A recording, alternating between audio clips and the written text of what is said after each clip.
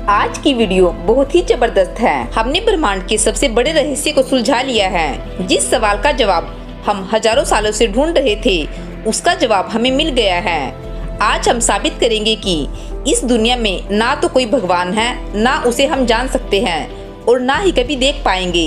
ये video science और धर्म का वो सच बताएगी जो आज तक कोई नहीं बता पाया। अगर आपने यह वीडियो देख लिया तो आपको पूरी दुनिया की हकीकत समझ में आ जाएगी और हर सवाल का जवाब भी मिल जाएगा। हिंदू धर्म में बताया गया है कि यह दुनिया एक मोहजाल है और वास्तविक नहीं है। उसी प्रकार एलोन मस्क और बिल गेट्स और दुनिया के कई महान वैज्ञानिक भी इस बात को मानने लगे हैं कि हम एक सिम्युलेटेड यूनिवर्स में रह रहे हैं। अब ये सिम्युलेटेड यूनिवर्स क्या है, इसे समझना थोड़ा मुश्किल है। इसे एक उदाहरण से समझिए।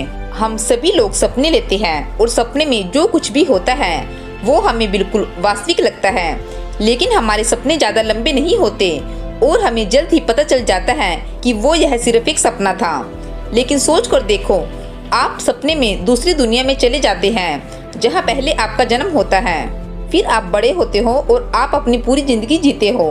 उस सपने में आपके माँ बाप, भाई बहन, पूरा परिवार है, आपका पूरा गांव है, बल्कि पूरी दुनिया है। अब आप सोच कर देखो कि यदि आपके सपने में मौजूद कोई इंसान यह सोचता है कि वो कौन है, उन्हें किसने बनाया है और उसकी दुनिया को बनाने वाला कौन है, क्या वो इंसान आपके सपने से बाहर आकर यह जान सकता है कि हकीकत में उसका कोई वजूद नहीं है और वह दूसरी दुनिया में मौजूद किसी इंसान के सपने की उपज है?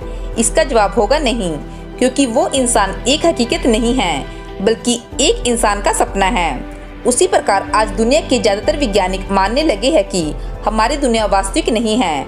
हम किसी कंप्यूटर प्रोग्रामिंग की तरह है। जैसे किसी सपने में पूरी दुनिया हो सकती है, वैसे ही किसी कंप्यूटर प्रोग्रामिंग से एक ऐसी दुनिया बनाई जा सकती है जिससे दुनिया के लोगों को उनकी दुनिया की हर चीज वास्तविक लगेगी।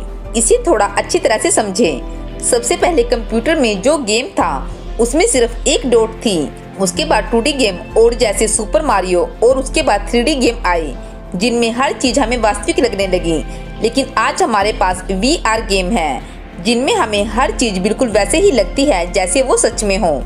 अगर VR गेम के अंदर आप उड़ रहे हो तो आपको सच में उड़ने का एहसास होगा।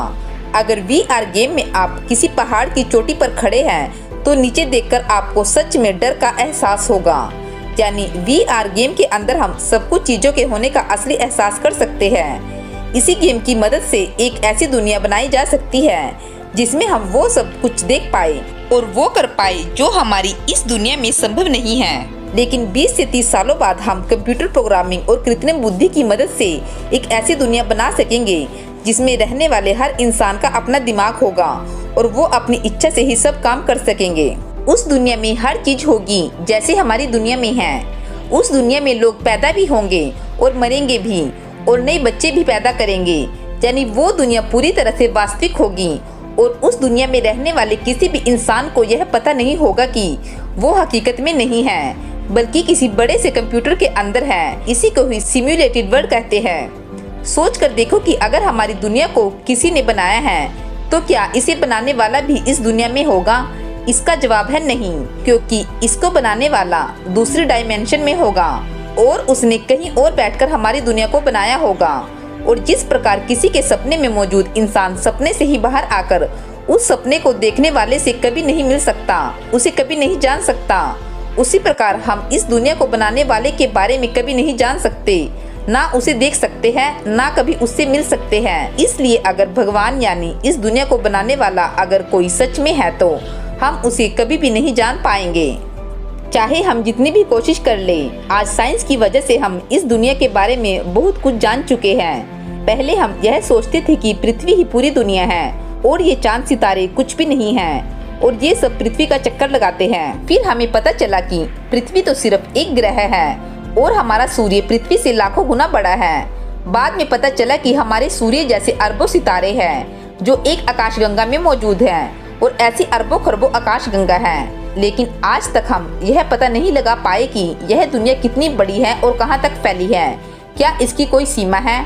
अगर है तो उसके पार क्या है? जिस प्रकार एक गेम के अंदर की दुनिया में कुछ नियम होते हैं, जैसे क्या गेम के अंदर कोई इंसान उड़ सकता है या नहीं, क्या वो पानी पर चल सकता है उसके चलने की अधिकतम गति क्या है।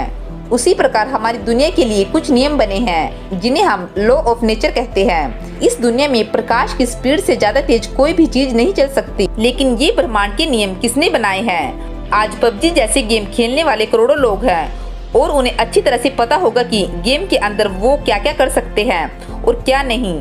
ये नियम गेम को बनाने वाले ने ही बनाए हैं। उसी प्रकार इस दुनिया को बनाने वाले ने हमारी दुनिया के लिए भी कुछ नियम बनाए हैं। हम यह तो जान सकते हैं कि यह दुनिया कितनी पुरानी है और कहां तक फैली है, इसमें क्या क्या मौजूद है, लेकिन यह कभी नहीं जान पाएंगे कि इसे बनाने वाला कौन है और वो कहां पर है, क्योंकि जिस दुनिया में हमारा वजूद है इसे बनाने वाला इस दुनिया में ही नहीं है और ना ही इस दुनिया का कोई नियम उस पर लागू होता है।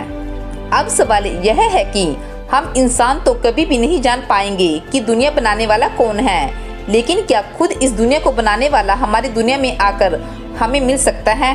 अब मैं आपको अच्छी तरीके से समझाती हूँ। हिंदू धर्म में बताया गया है कि भगवान अवतार लेते हैं और समय समय पर इस दुनिया में जन्म लेते रहते हैं। क्या यह संभव है?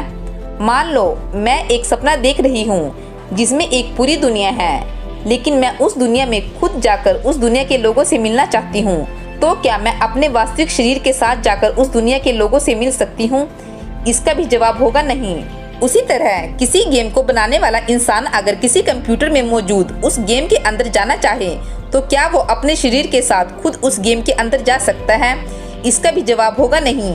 इसलिए अगर कोई कंप्यूटर में मौजूद दुनिया में जाना चाहता है तो उसे अपना एक अवतार बनाना पड़ेगा जो वैसा ही होगा जैसा उस दुनिया के बाकी इंसान हैं। इसलिए भगवान अपने वास्तविक शरीर के साथ कभी भी इस दुनिया में नहीं आ सकते। अगर वो इस दुनिया में आना चाहेंगे तो उन्हें इस दुनिया में जन्म लेना ही पड़ेगा, यानी वो इस दुनिया में सिर्फ एक इंसान बनकर ही आ सकते हैं। और यही भगवान श्री कृष्ण जी ने कहा था कि वो इस दुनिया को बनाने वाले हैं और वो समय समय पर इस दुनिया में अवतार लेते रहेंगे। भले ही आप भगवान में विश्वास ना करते हो, लेकिन इस दुनिया के बनने की सिर्फ दो ही संभावनाएं हैं। या तो यह दुनिया अपने आप बनी है या किसी ने इसको बनाया है। लेकिन साइंस भी मानती है कि अपने आप कुछ भी नहीं होता। हर चीज के होने के पीछे कोई ना कोई कारण जरूर होता है। इसलिए एलोन मस्क बार बार यही कहते हैं कि हमारी दुनिया वास्तविक नहीं है, हम किसी प्रोग्रामिंग या किसी सपने की तरह हैं। भगवान को नहीं मानने वालों को यह सच्चाई भले ही पसंद न आए, लेकिन हम किसी भी संभावना से इनकार नहीं कर सकते। आज हम साइंस के दम पर कहां से कहां पहुंच गए हैं, लेकिन सोच कर देखो कि यदि इस ब्रह्मांड में पृथ्वी की तरह ही किसी दूसरे ग्रह पर जीवन हो, वो टेक्नोलॉजी में हमसे लाखों साल आगे हो, तो वो क्या नहीं कर सकते। इसलिए एलियन भी इतने एडवांस हो सकते हैं कि वो किसी बड़े कंप्यूटर में इस पूरे ब्रह्मांड से भी बड़ा ब्रह्मांड बना सकते हैं जिसमें सब कुछ वास्तविक लगे। इसलिए आज के वैज्ञानिक भी यह मानने लगे हैं कि हमारे ब्रह्मांड की तरह असंख्य ब्रह्मांड हो सकते हैं, लेकिन हम कभी भी दूसरे ब्रह्मांड में नहीं जा सकते, क्योंकि हर ब्रह्मांड को बनाने वाला अलग अलग होगा। यदि उन्हें बनाने वाला एक भी होगा तो उसने वो ब्रह्मांड अलग अलग कंप्यूटर में बनाए होंगे और हर ब्रह्मांड की एक सीमा होगी जिसके पार कोई भी नहीं जा सकेगा। जिन्हें साइंस की समझ है उन्हें पता होगा कि बिग बैंग से पहले समय भी नहीं था। जब हमारी दुनिया बनी तभी से समय की उत्पत्ति हुई। इसलिए हम कभी भी यह नहीं जान पाएंगे कि बिग बैंग से पहले क्या था, क्योंकि उसके लिए हमारे पास समय नाम की कोई चीज ही नहीं होगी।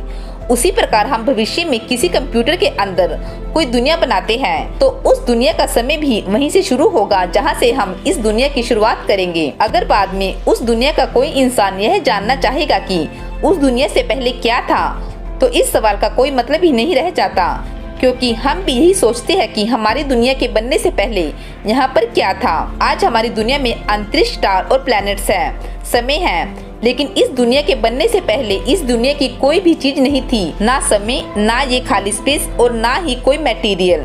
इस वीडियो से हमें समझ आता है कि यदि इस दुनिया को बनाने वाला कोई भगवान है तो वह इस दुनिया में नहीं होगा।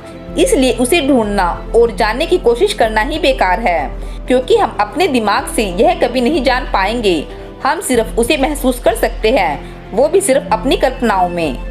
और इंसानों को कभी भी अपने आप पर घमंड नहीं होना चाहिए, भले ही हम साइंस के दम पर कुछ भी हासिल कर लें, क्योंकि हमें बनाने वाला फिर भी हमसे कई गुना शक्तिशाली होगा और उसके आगे हमारा कोई अस्तित्व नहीं होगा।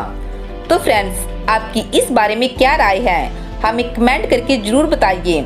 और फ्रेंड्स, ये वीडियो आपको समझ आई है तो फ्रेंड्स उसके लिए हमें एक कमेंट अलग से जरूर करें और हमारी वीडियो को लाइक और शेयर करना ना भूलें।